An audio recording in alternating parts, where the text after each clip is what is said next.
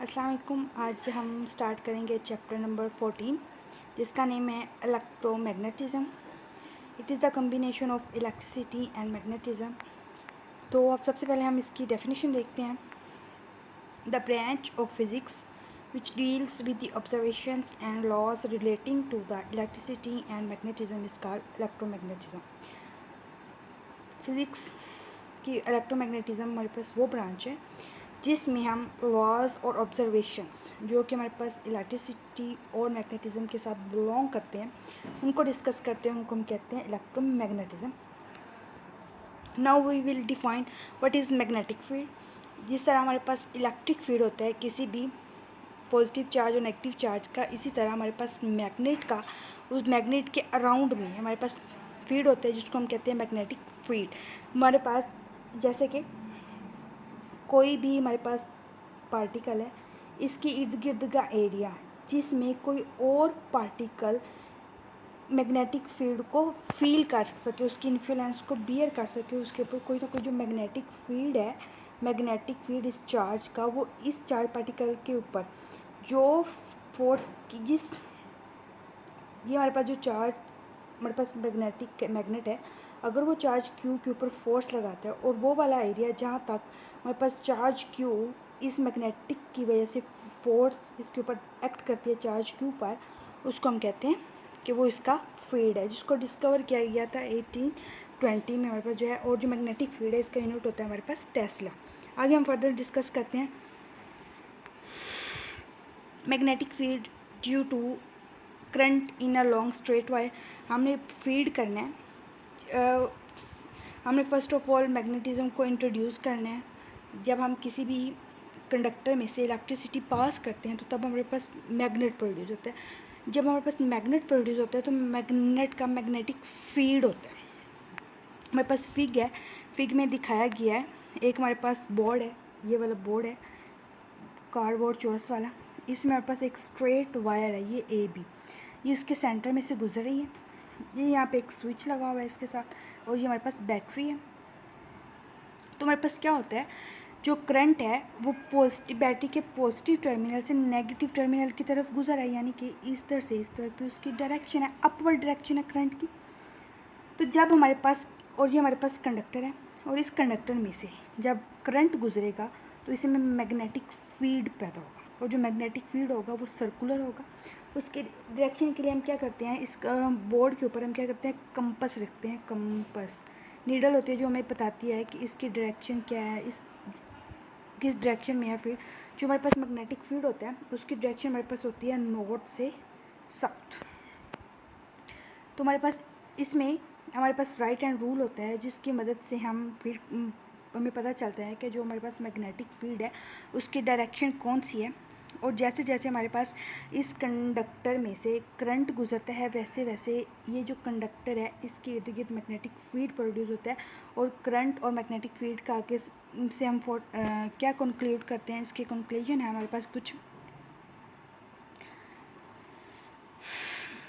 Magnetic field हमारे पास उस वाले रीजन में होगा, पहले मेरे पास ये है, मैग्नेटिक फील्ड हमारे पास उस रीजन में होगा जिस रीजन में से किसी भी वायर में से करंट गुजर रहा है।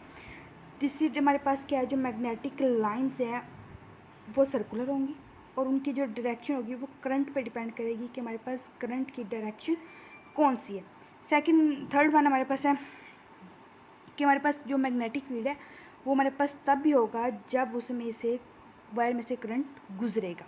और जैसे जैसे हमारे पास जो वायर है वो वाला एरिया जो वायर के नज़दीक है वहाँ पर मैग्नेटिक फील्ड ज़्यादा, इधर कम, इधर और कम। जैसे जैसे हम वायर से दूर हटते जाएंगे वैसे वैसे हमारे पास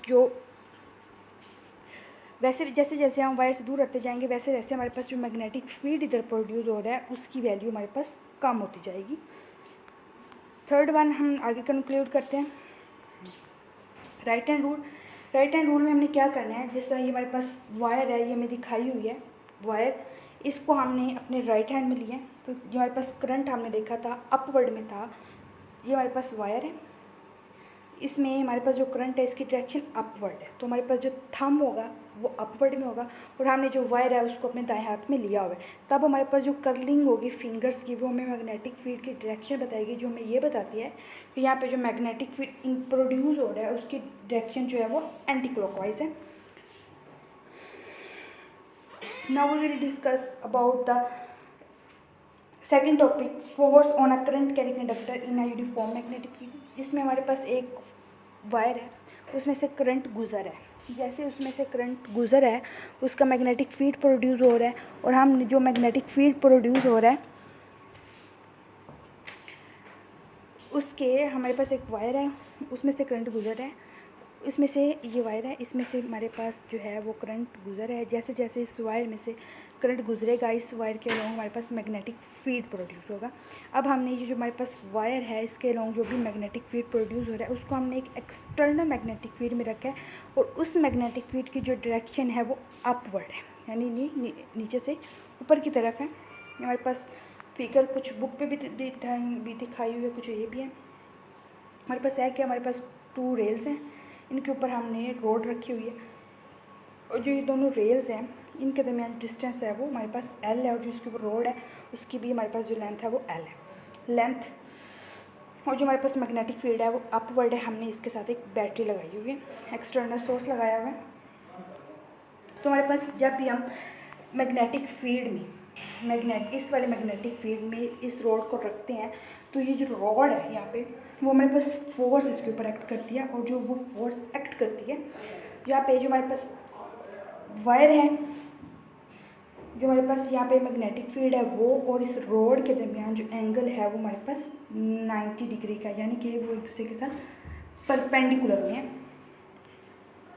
हमारे ऊपर जो इस रोड के ऊपर फोर्स एक्ट कर रही है वो हमारे पास साइन थीटा के डायरेक्टली प्रोपोर्शनल है और हमारे पास जितना एंगल होगा वो उसी के अकॉर्डिंग चेंज होगी। और जो हमारे पास फोर्स है वो इस वायर में से जो यहाँ पे इस वायर में से जो करंट गुजर है उसके डायरेक्टली प्रोपोर्शनल होगी, force is directly proportional to the current और हमारे पास ये डायरेक्टली प्रोपोर्शनल टू है लेंथ के।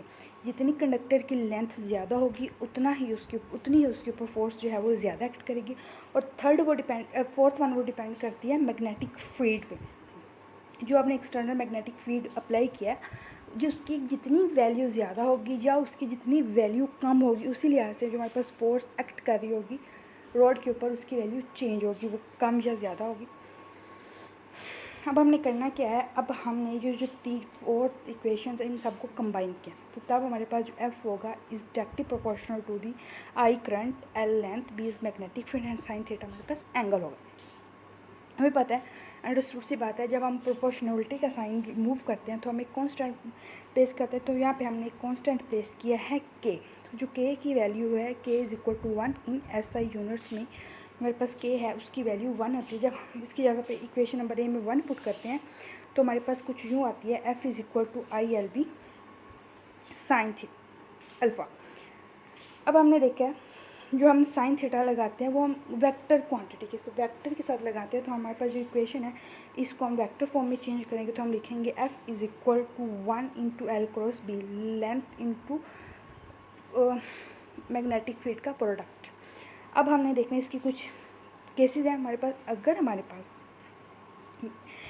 जो हमारे पास पैरेलल हमारे पास मैग्नेटिक फील्ड है वो हमारे पास यहाँ पे जो मैग्नेटिक फील्ड है वो और ये रोड एक दूसरे के एंटी पैरेलल हो, एक दूसरे के ऑपोजिट में हो, एक दूसरे के साथ 180 का एंगल बना रहे हो या एक दूसरे के पैरेलल हो, यानी कि ये नीचे था या फिर ये मैग्नेटिक फील्ड के पैरेलल यानी कि इसकी सेम डायरेक्शन में हो, तब हमारे पास जो फोर्स होगी एंगल 0 साइन 0 तो साइन 0 की जगह जब हम 0 पुट करेंगे तो हमारे पास जो उसके ऊपर रोड के ऊपर फोर्स एक्ट कर रही होगी वो मिनिमम होगी 0।